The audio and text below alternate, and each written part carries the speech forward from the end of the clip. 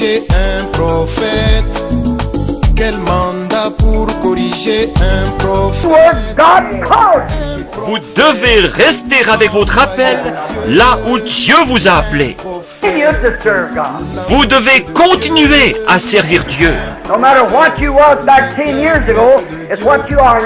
Peu importe ce que vous étiez il y a 10 ans, c'est ce que vous êtes maintenant qui compte.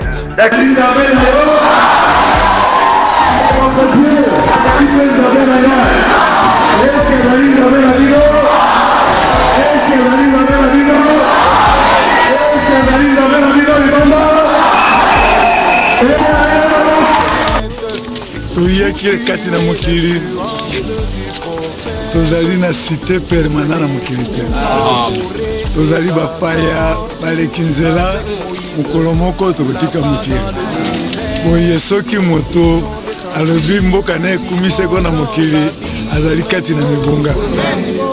L'incarnation c'est le figuratif. C'est ce qu'on a appelé dans la philosophie persona. Et pas personne.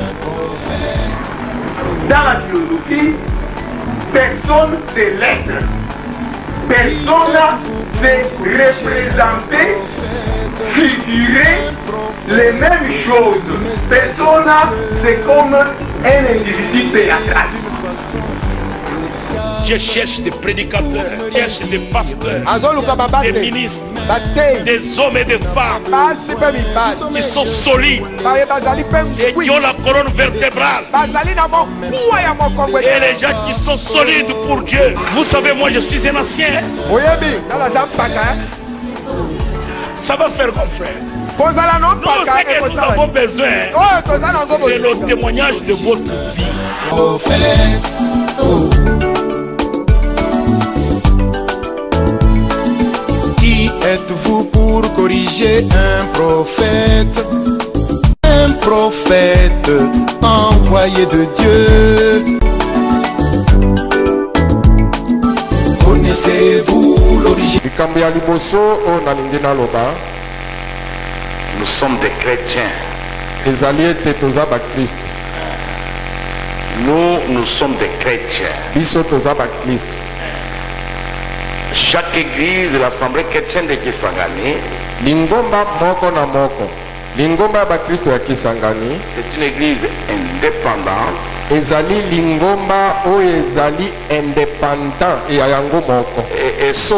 souveraine. Là, le problème ne se pose pas. Voici le problème. Le problème, après mon anniversaire,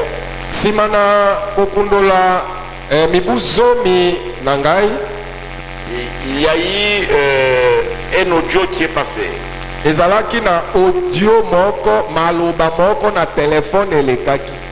Cet audio-là a fait des dégâts.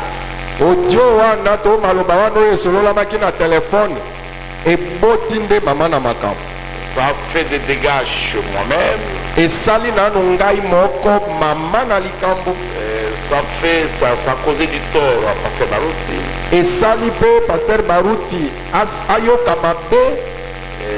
À cause de ça, le vendredi passé, le pasteur Baruti m'a appelé. Et il m'a demandé pardon sincèrement. Et il m'a demandé pardon. Il m'a dit, Kabamba, je vous ai fait beaucoup de mal. Je ne sais pas ce qui va encore me porter dans ton cœur. Pardonne-moi.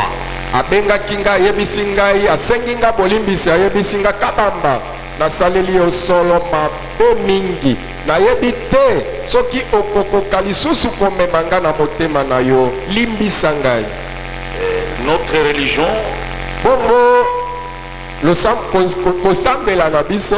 est basée sur le pardon. Et moi aussi, j'ai pardonné le pasteur Baruti. Parce que quand cela m'a fait du mal,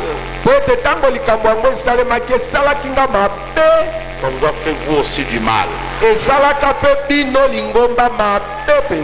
Alors le pasteur Baruti m'a demandé pardon. Et moi je l'ai pardonné. Je crois que quand il m'a demandé pardon, c'est à vous aussi qu'il a demandé pardon.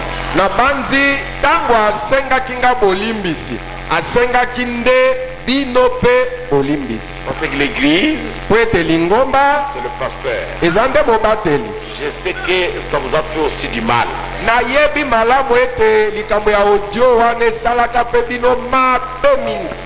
Combien ont cet audio là?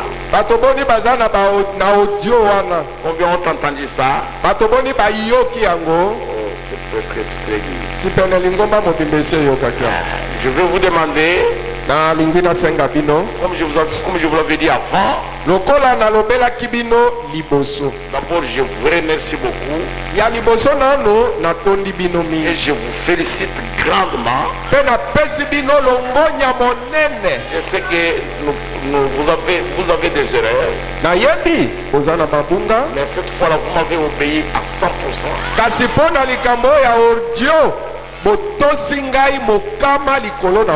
Quand je vous ai dit que personne n'aille dans les réseaux sociaux, vous avez obéi. Et même mes serviteurs ici, je remercie beaucoup les serviteurs de Dieu. Parce qu'ils ne se sont pas occupés dans leur prédication.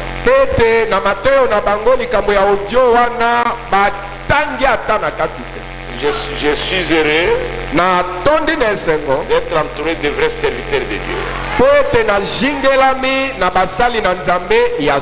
Et d'avoir une vraie église. Une église de chrétiens. Moi je suis heureux pour ça. Si je continue à vivre, je commettrai peut-être beaucoup d'erreurs plus.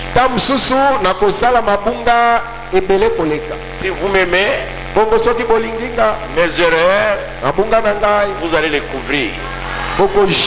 Parce que l'amour couvre beaucoup de péchés. Je ne sais pas si vous m'avez compris.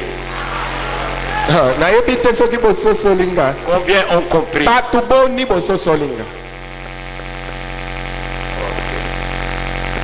Donc j'ai dit, le pasteur m'a demandé pardon.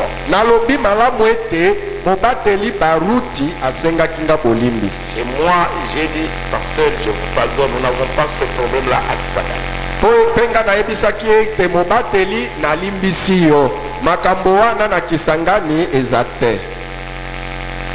Nous avons déjà jeté ça dans la mer de l'oubli.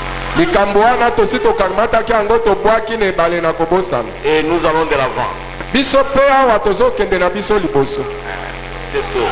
Voilà comment nous avons traité ce problème avec le pasteur Baruti.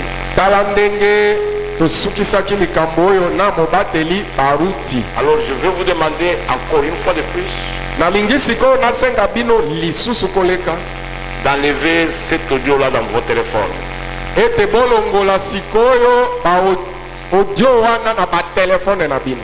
Ayons seulement une seule dette à l'égard envers Dieu.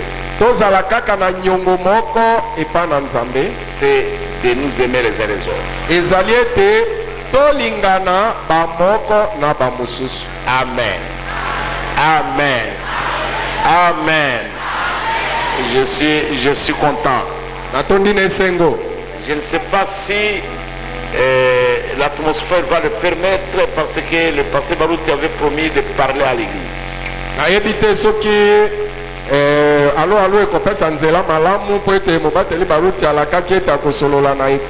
Après avoir parlé avec moi, il avait dit qu'il va parler avec l'église.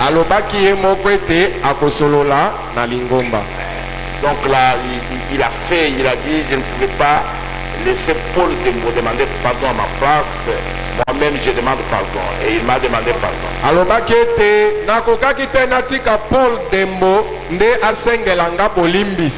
asenga bolimbisi na esika na nga te ngai moko esengelaki nasenga bolimbisi mpo na ngai moko. Alors il m'a demandé pardon. Na bongo asengaki nga bolimbisi. Alors j'ai pardonné. Nga nalimbisaki. J'ai dit pasteur je vous pardonne. Nalobaki mobateli nalimbisi yo. Pas de problème. Likambo eza te. Voilà ce que je voulais dire avant la prédication. Tala likambo nalingaki na solola yango liboso na liteya. Si vous avez un problème quelconque, soki oza na likambo songolo bakala, restez calme. Je suis ici pour soutenir les principes de la parole de Dieu. Ozala na ngai awa ezali po ete natelema nsima na oyo nyonso liloba na Nzambe elobi. Parce que les gens m'ont posé des questions. Est-ce que le pasteur Paul Dembo est venu pour vous réconcilier avec le pasteur Somada? J'ai dit non. Quand quelqu'un est excommunié ou il est jeté entre les mains du diable, on ne fait pas de négociation, on ne fait pas de réconciliation, mais on se répand. Ça demande la repentance. Batuni ngai pasteur Paul Dembo yawa ndepo ete aya koyokanisa bino na pasteur Somada ngana alobaki te. Soki moto abwakami na maboko ya Satana apenganami na lingomba ezalaka te ke moto mosusu ndaya afandisa bino ayokanisa bino te. Ezalaka nde moto abongola motema pe aya abongisa likambo. Avant qu'il y ait n'importe quoi, liboso ata likambo nini lizala, le pasteur Paul de m'avait dit que vieux, je viendrai un jour vous visiter. Pasteur Paul de Malobaki vieux mokolo moko na koya kotala bino. Mais il est arrivé que les choses se sont produites. Kasi ekomaki ete makambo ekomaki. Mais ça ne pouvait pas l'empêcher d'accomplir la promesse qu'il m'avait donnée. Ekokaki kopekisa ye te akokiselaka oyo apesaki ngai. C'est pourquoi il est venu. Ntala tina yaki. Il n'est pas venu, il est venu uniquement pour l'assemblée chrétienne de Kisangani. Ayaki kaka pour l'ensemble de Christ ya Kisangani.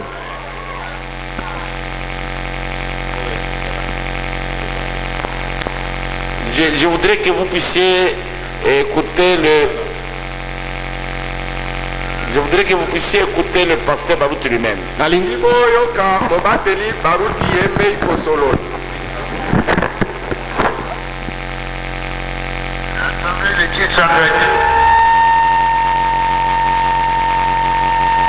C'est votre papa, pasteur Baruti, qui vous salue au nom de Jésus.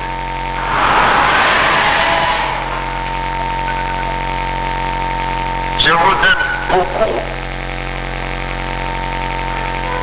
Et j'aime beaucoup le pasteur Christopher Kabamba. Tout ce qui s'était passé, enlevez cela de vos ordinateurs. C'est passé, c'est passé. Nous avions parlé avec lui. Et un jour je viendrai là-bas. Et j'ai envoyé le pasteur associé Paul Dembo pour vous prouver que je vous aime. Kisangani, c'est mon église. Je ne peux pas vous oublier. Et le fait que ta papa, c'est mon fils. Je l'aime beaucoup, je l'aime beaucoup. Donc, je voulais parler mon âme. Vous pouvez m'écouter, ça c'est ma voix, c'est le pasteur Baruch qui parle. J'aime beaucoup Christopher, l'évêque Christopher. Kabamba, je l'aime beaucoup. Je l'aime beaucoup, je l'aime beaucoup. Et que Dieu le bénisse, qu'il fasse. Il a fait un travail merveilleux et j'apprécie. Que Dieu vous bénisse.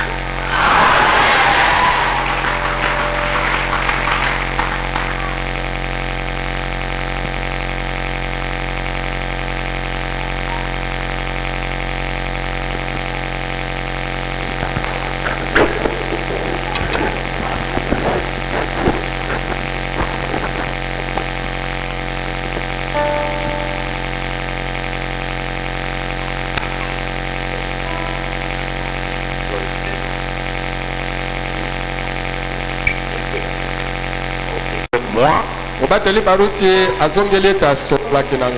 Voilà. Je veux aussi enlever une chose. Je peux... Pasteur, tu as été baptisé où? En Bandaka. Le pasteur Sam, tu as été baptisé où? À 107 km de Pasteur Koi, tu as été baptisé où? À Yangambi. J'appelle Koi ici mon fils. J'appelle Lissandja Vincent mon fils. J'appelle Osambi mon fils. En qualité d'ancien. J'ai commencé l'œuvre de Dieu avant eux. J'ai travaillé avant eux. J'ai écrit avant eux. Et je les appelle mes fils. Mais dans la foi, je ne les ai pas engendrés. Mais je suis en train de faire le travail de l'ancien. J'ai commencé l'œuvre avant. Et alors je suis aussi plus âgé que dans l'âge. Et je suis aussi plus âgé dans la foi. Je suis aussi plus âgé que dans l'œuvre. Donc la Bible, le prophète dit, il faut avoir beaucoup de considération à l'égard de ceux qui ont commencé l'œuvre de Dieu avant vous.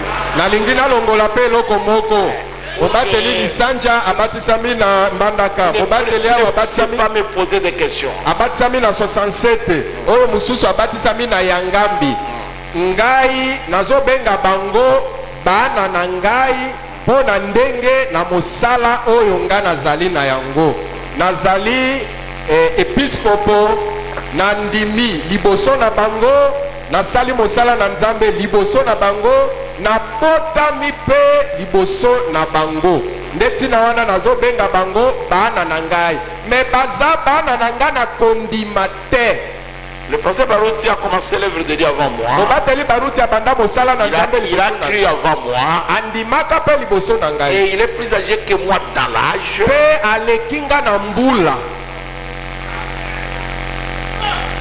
Que cela aussi ne choque pas. Enlevez ça dans vos cœurs. Allons de l'avant. Jésus vient bientôt. Je sais que quand le pasteur Barouti m'a demandé à moi pardon, il vous a demandé à vous.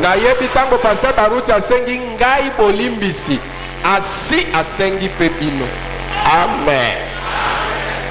Notre religion, c'est ça sa base, c'est le pardon.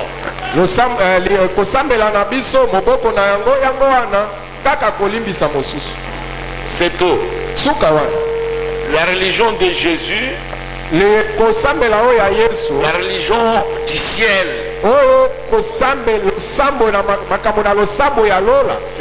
c'est de pardonner. Je répète encore, on enlève ces audios-là dans les téléphones. Il faut, comme dit Paul, laissons ce qui est passé derrière nous et allons de l'avant.